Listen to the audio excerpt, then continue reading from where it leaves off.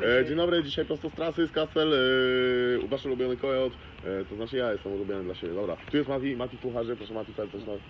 Dzisiaj będzie wyśmienita jajeczniczka na pomidorkach ze szczypiorkiem, tu niemiecki. Niemiecki. Pomidorki nie wiem jakie są, ale gdzieś tam były.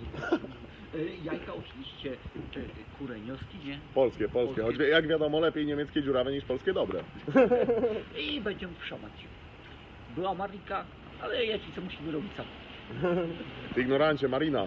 A, Marina, przepraszam. O, jak to zobaczysz, to cię skarci. No.